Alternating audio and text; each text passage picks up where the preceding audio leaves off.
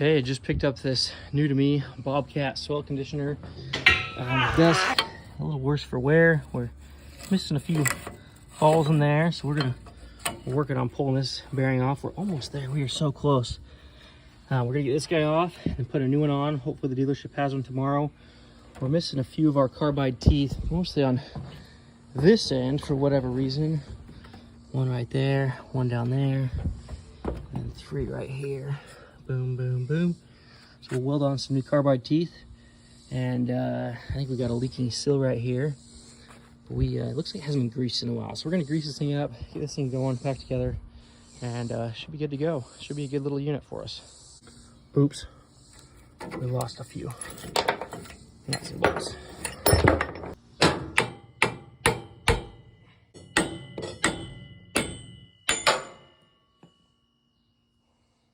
I don't know if it was just pressure washed, but not a single one of these has grease anywhere near it. Oh, that one is broken. If we got one there, we can replace it. And for this, we are using the cordless Milwaukee grease gun. This is my new favorite tool, and we don't even need a lock and lube. This coupler that comes stock on it is amazing.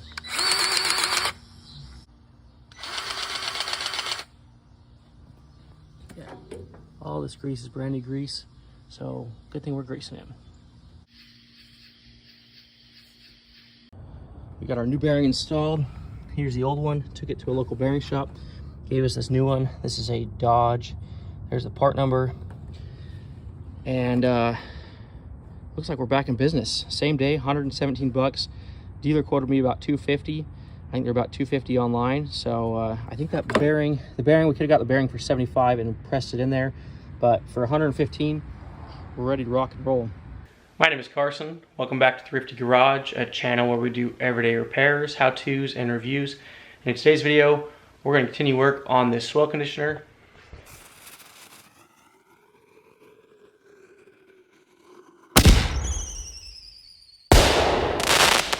So for some, this may look like a medieval torture device, but we've actually done a few YouTube shorts on this. We'll go ahead and kind of update you on that. If you want to check out more, check out those shorts. But this bearing, when we first bought this unit, was toast. We picked up the soil conditioner for about a third of new price, and it's definitely had a hard life. This is a 2005 model year. This right here, the seal in here was leaking, so we pulled off the pump, all this housing, took apart the drive shafts and everything in there. I did not do a YouTube short on that, but that's back together and going, and hopefully that's good to go. This hydraulic cylinder has a huge leak right here, so we need to pull that off. We've tried pulling these pins off. No luck there, no success. Both these pins are rusted in place. Really difficult time. We've got the seal kit for that, and I may build that here in-house, and we might ship that out, but regardless, we need to get that cylinder off in order to do that. The other big thing is several of these carbide teeth are missing, so we have started the process of grinding these off so we can weld on new ones. Now, we've had several attempts, and I will try to share with you what works the best. So, you can see here, missing carbide tooth, and these ones, we started the process, had our guys start grinding these off, started grinding off right there, but these are just, it's a huge chunk of metal right there. And, at first I was like, okay, maybe we weld these back on next to the one that was there before, maybe down or up above the one. Preferably, I'm a little bit of a perfectionist. I'd want it in the exact same spot. But, just looking at the beefiness of that weld, that is a ton of material to grind off. Well, good news. I tried YouTubing this, didn't find a lot, and that's part of the reason I'm sharing this. These actually come off pretty easily if you know what you're doing. So yesterday I took some time, and what you end up doing is you want to cut as close to the base as possible, and 2 or 3 or 4 different directions, kind of get up underneath there, and you don't actually have to grind the whole thing off like I initially thought. So as long as you can get close to where that initial circular piece was, and then you can hammer it and break the rest of that off and shear this off. And then what that leaves is underneath here, you can see that's all factory metal right there. We haven't ground into that. You can kind of see that lip where the original piece sat in there. So that's what we basically want to do, is we want to grind until we hit the edge of that old one and get close enough to where we can take a big hammer here and take out with integrity all that integrity that's in there and break that out, and then clean up these edges. And you know, like this one up here, that has a little bit of a lip on it still, but that's going to work perfect. I'm just going to stick this new one right next to that, and that's just going to give us a little bit of surface area to already begin building up kind of around these like they do here. So that's a process. I think I bought about 5 of these, and I think I'm going to need quite a few more than that.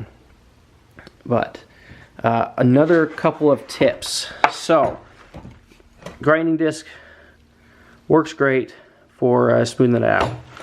Cutting discs. I've started using these metal cutoff discs. They're a little bit more expensive. These are about 30 bucks. But especially when you're doing work like this, where you're getting into areas where there's a chance of binding up, and you're going to cause a lot of tension in there to prevent exploding that disc. I think these metal cutoff discs are a good way to go. So I've got that rigid one. We've got this Diablo cutoff. Both worked about the same.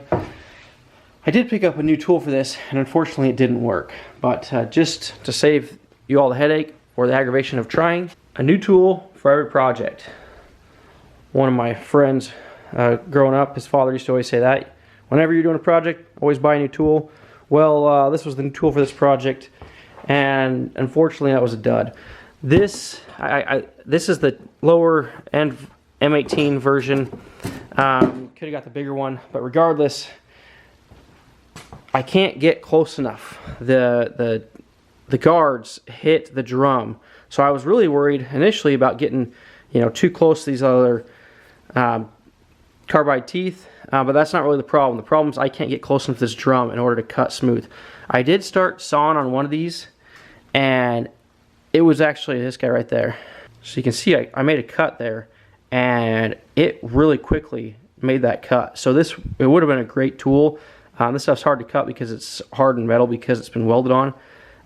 But just access wise, we can't get close enough, and then we're going to run into the same problem we did on this guy, where we really just want to get down deeper. I'm going to have to get in there on this one and cut around deeper and get a chisel in there, knock that up, pry it up somehow.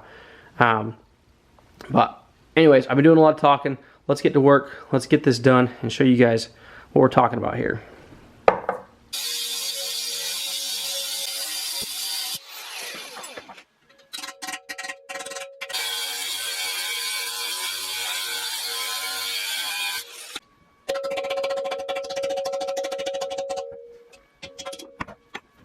So you can see where that old circle was, right there in the middle. As long as you take out the integrity of that edge, you're able to pop this guy out. And then we just have to clean up that edge inside so we can stick a new one in there. And we're good to go. And we didn't have to score into the side of this drum too much. And we got a few nicks here and there, but not a big deal. I would reach down and grab that piece and show you, but it's going to be hot, very hot. Okay, this Diablo cutoff wheel, I bought this yesterday, been using it, it's been pretty good. But yeah, it's all our little edges here, like they're missing, and now it's hopping. Not sure if you can see that. So yeah, right here we got little teeth and then no teeth right there. This one's got all its teeth still, but this thing now is just hopping all over the place. So maybe these aren't going to work. When this was brand new, it worked great. But halfway through that cut, I had to switch back over to this rigid, because it was just, every time I tried to put it on there, it was hopping around. It just wasn't doing what I needed to do.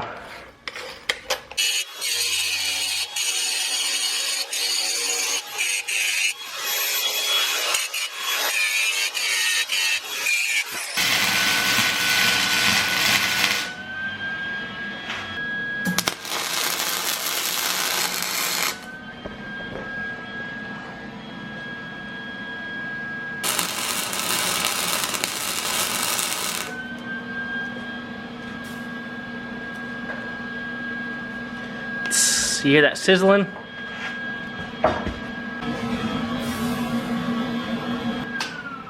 It is a hot box in here. It is a hot day, no AC in the garage, but that one looks like it shouldn't go anywhere.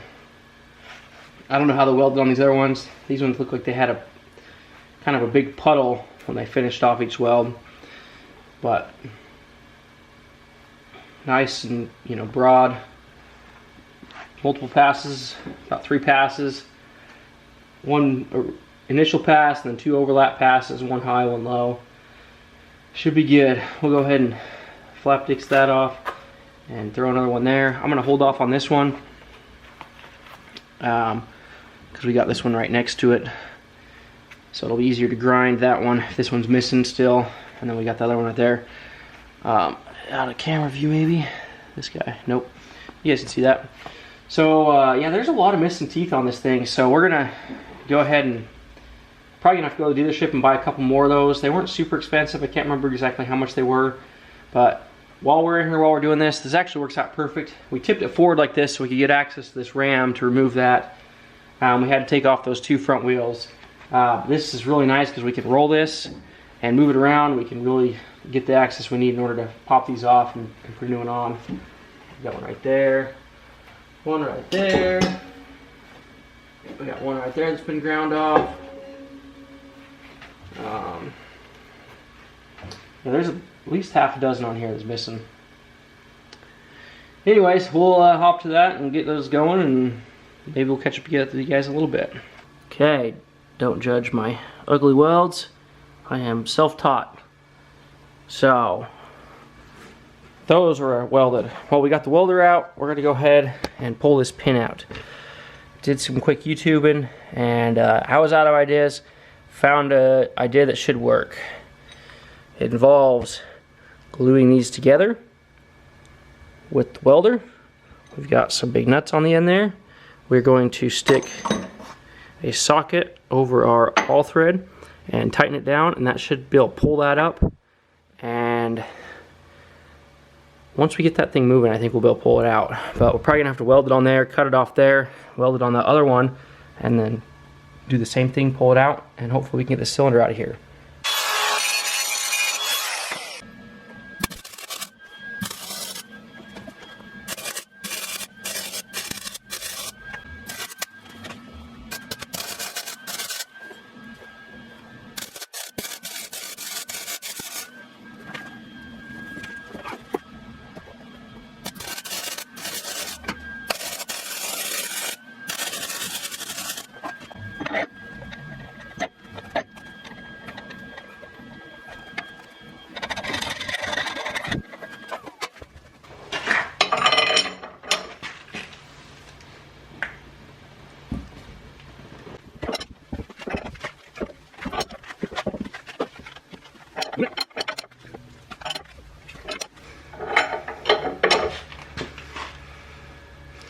We haven't moved any on this end.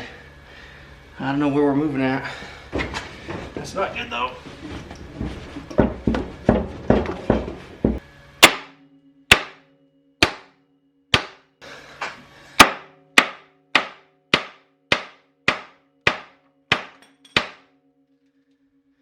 There we go. Now we got a little bit of a gap in there.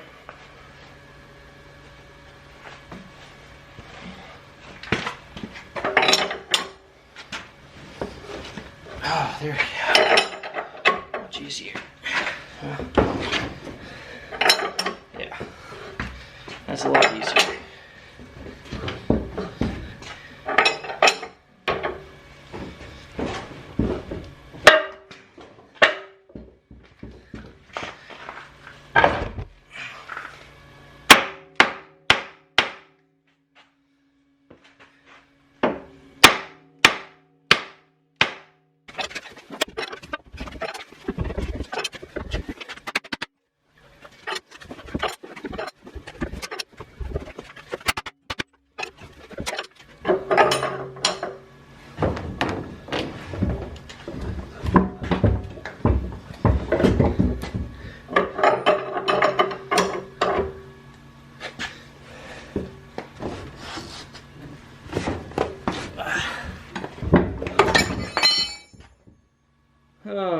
snap.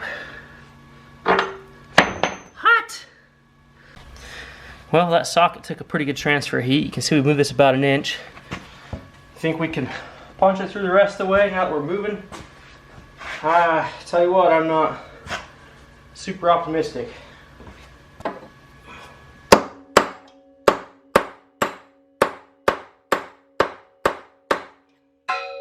Okay, we're gonna draw a Sharpie line in here and right there. I can't tell if this thing's moving, so we're gonna draw a Sharpie line there. Sorry for the echo.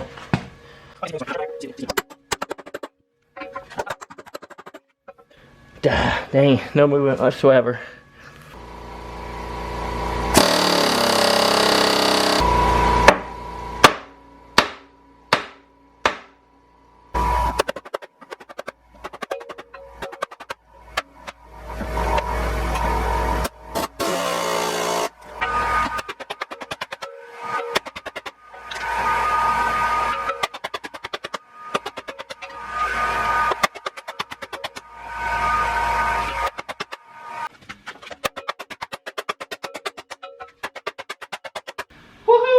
We're moving.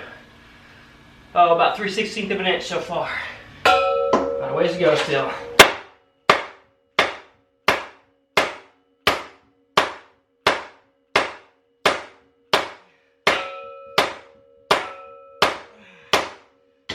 I was gonna happen. Son of a... Sorry for the background noise. We've got some tree guys here. I wanted to show you my setup on this. We've got a big socket on there as a spacer. We've welded this all thread on here. We've got a nut on here, tightening it down, so that will pull this pin through.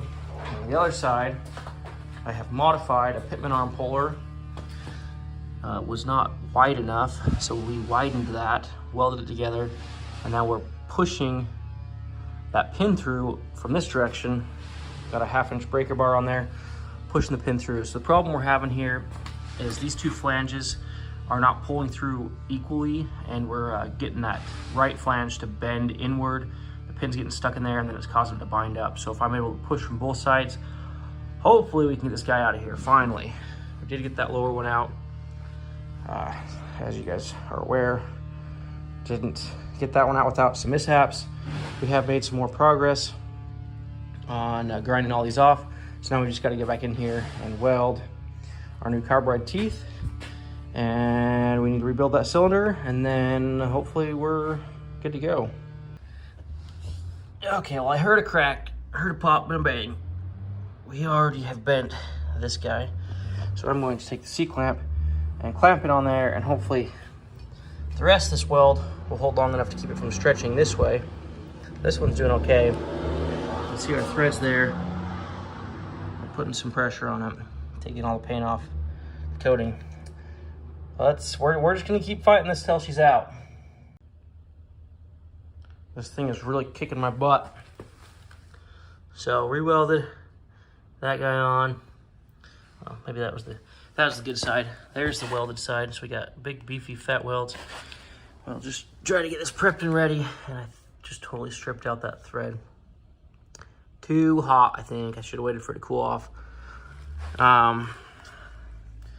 Yeah, we're really running out of luck on this thing. I'm throwing more money at this and time than anything else. Went and picked up this thing. Hydraulic punch driver kit. It's the only thing I could find at Harbor Freight. It looked like it'd do the job. Thought this thing would be perfect. I thought this opened up, but it actually sucks this thing in to punch things out. You got all these adapters, so it's going the wrong way. This is actually too long. This is about 5 inches. I need about 4.5, but I was hoping that I could maybe cut off this end and it would piston out, and I only need about 1/2 inch of spread. This would have been perfect, but once I used this and started pumping on it, I realized that it sucks in that little piece there. And if I were to cut that bottom end, that's where all the hydraulic fluid goes. So, I'm striking out here. By the time I post this video, I'll probably have found a solution, but leave me comments down below if you know a better tool. Well, I bought the wrong kit, but I made it better. I got this little adapter thing. So I pump this. It's really loud. I should be spreading that.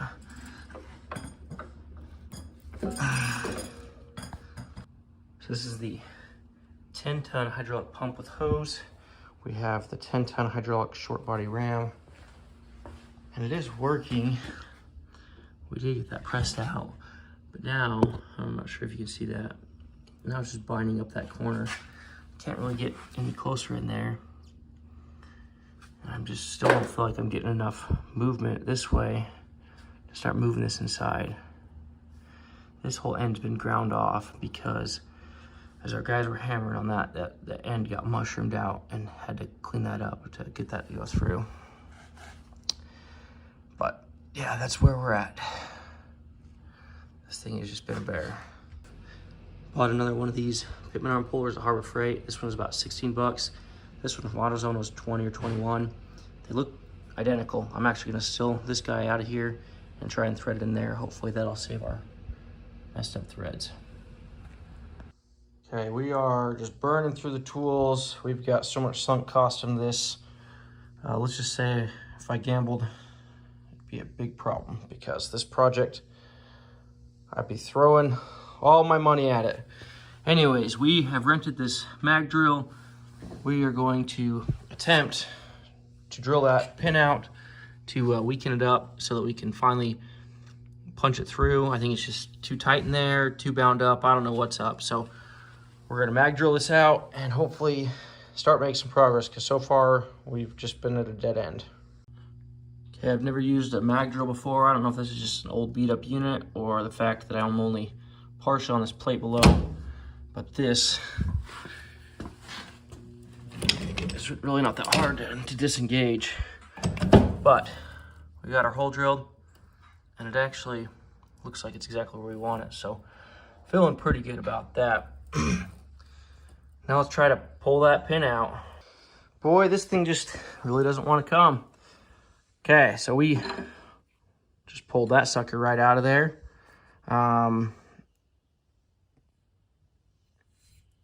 Any opinions on my welding skills there, guys? It held up to a lot of abuse. We moved it. That was one of my painted lines. We pulled it from there to there. Anyways, we got a grade 8 bolt. We're going to, I'm actually, for depth purposes, I'm probably going to cut this pin in half and then weld the bolt back there so that we've got more pull because the socket has limited depth. We're getting, actually, that's what happened. Our weld did pretty good. We bottomed the sucker out and then just pulled our nut right through. So that's what happened. We're bottomed out. So we'll go ahead and zing that off, weld the new nut on there. Hopefully we've got a little more pull in our threads. Okay, we got our welded on bolt. I missed a little spot, but it should work fine. We got our spacer. Got a washer. I don't know if that's helping any, but going anyways.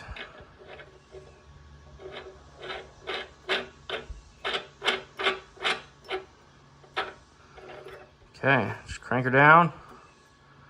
Hope she pops out. Okay, hallelujah, finally some good news. I just took this punch, which is actually part of the Pitman Arm Puller, and held it on with the channel locks, hit it with a hammer. We drilled that thing out. We can see our black line right there. I just did one tap and it just blew through. That was just enough tension to make it go. On this side, all these washers were in here. It had 4 washers on each side, spacing this off, pulling tension on it with this bolt. And you can see where my weld line is there. That's how much it just moved. That feels great. So hopefully I can put some more washers in here and just start pulling it out. Maybe I can just tap it out with the hammer. Maybe we've got all of our tension taken off. Let's try the hammer method.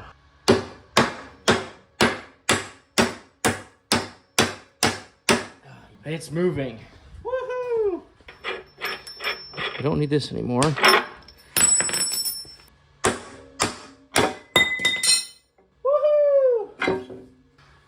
Okay, how did we do drilling through there? We snuck out the backside a little bit. Must have been a little bit of an angle. Not too bad though. We'll go take a look at that bore. I can't really see any damage. It's hard to tell. Probably won't be able to pick up anything from the camera.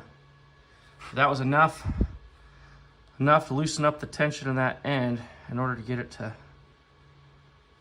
pop out finally. And once we got rid of that tension.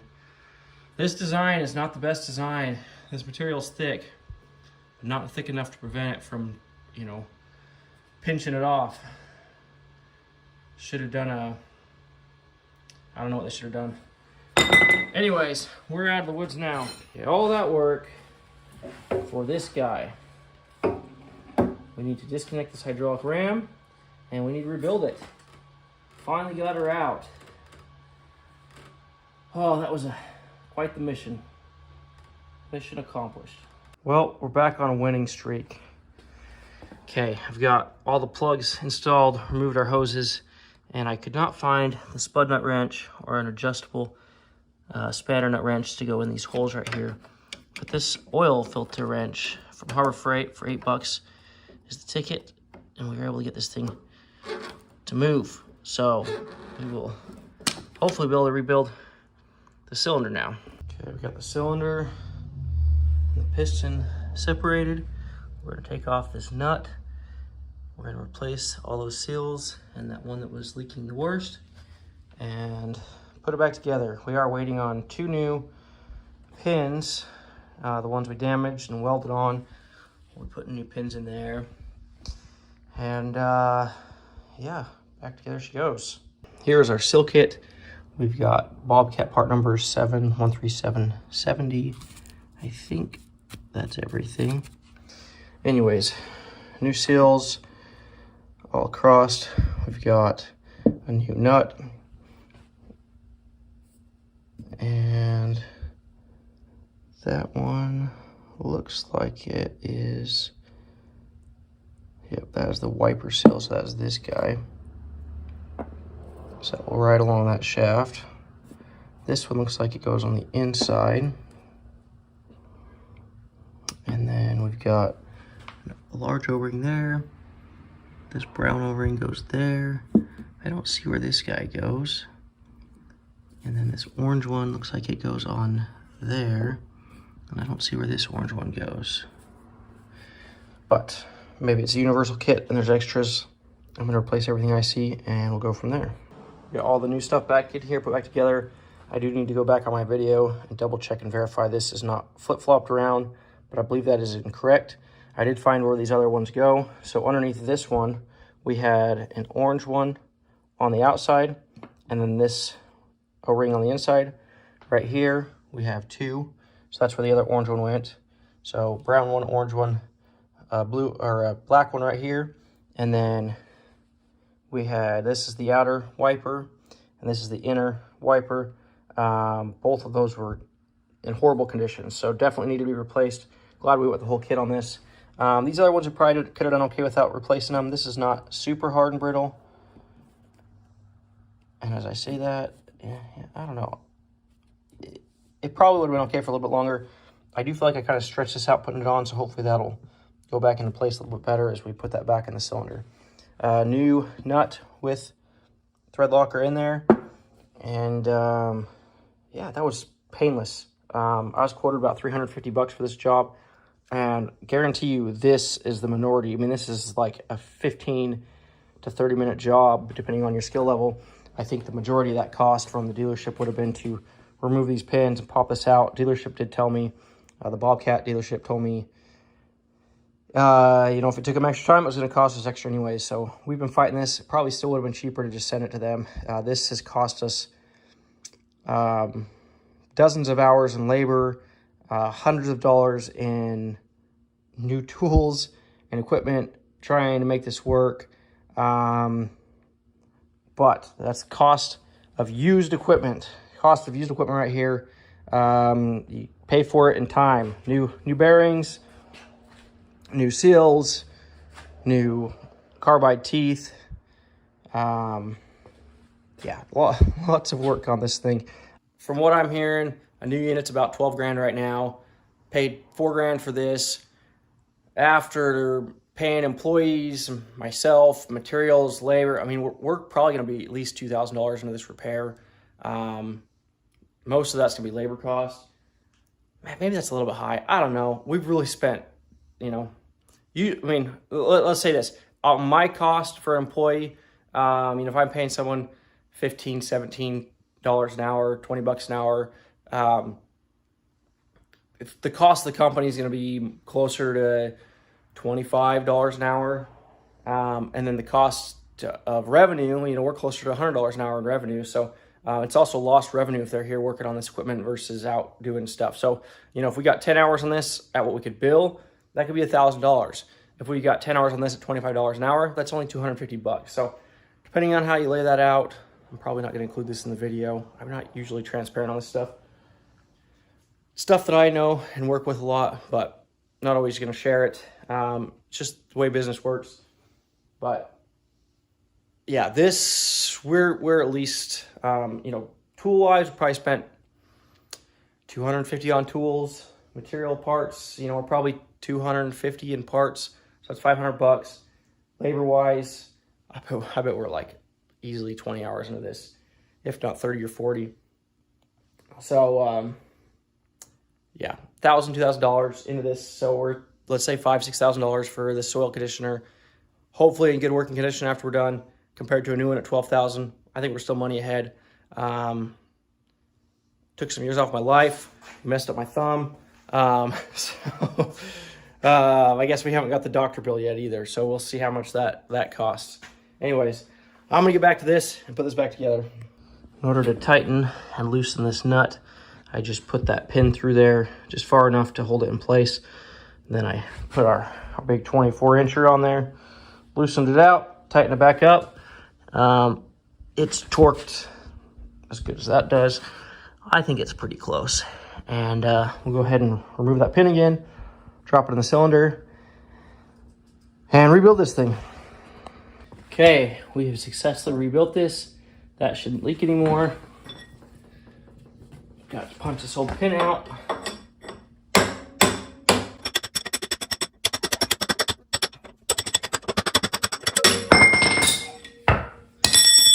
Okay, and then this goes like this.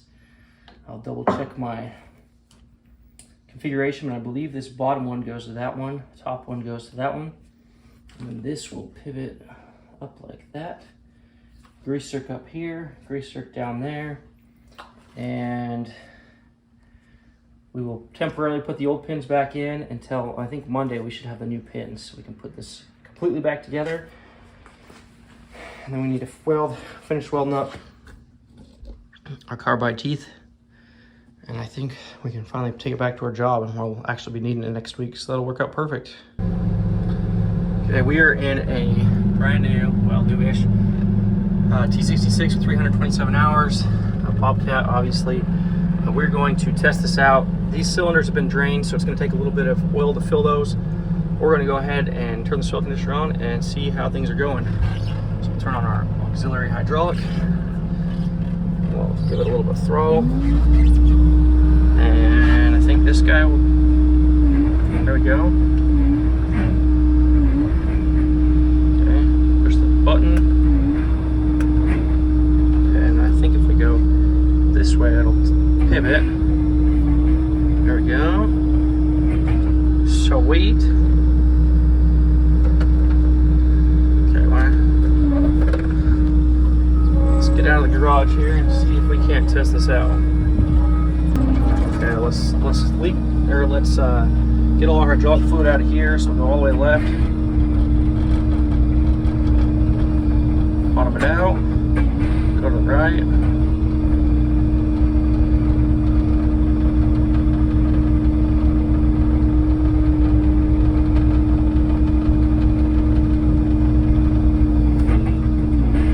Go back to the left.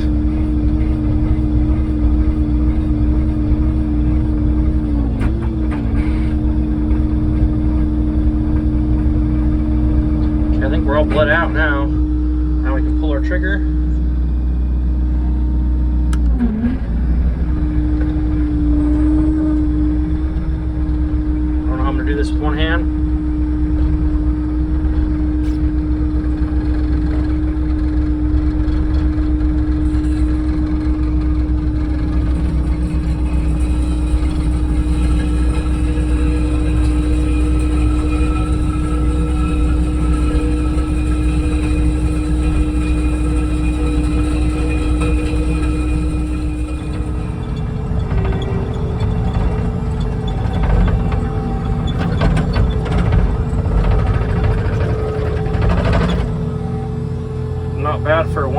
pass.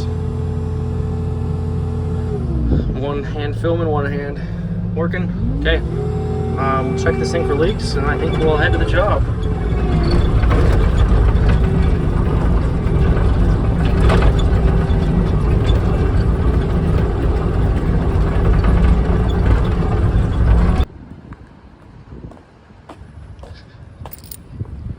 Got our $5 change. I don't think we'll need that much. We're going to wash this off. Mostly concerned up inside here. We got a bunch of metal shavings. We got some metal shavings in here, so I'm just gonna try to wash off this as best as possible. As far as leaks, no leaks from what I saw. These hydraulic fittings look dry. We got that seal right there, looks perfect. Got nice wipage going on there. We got that one there. That one actually might be a little bit wet, but we will use it on the job and see if it is indeed leaking. Did grease it up. So yeah, let's wash this off. Okay, all beautiful and clean. Got all those metal shavings removed from our Bobcat swell conditioner. We should be good to rock and roll. Now it's all clean, so if we got any leaks, we'll see them real quick.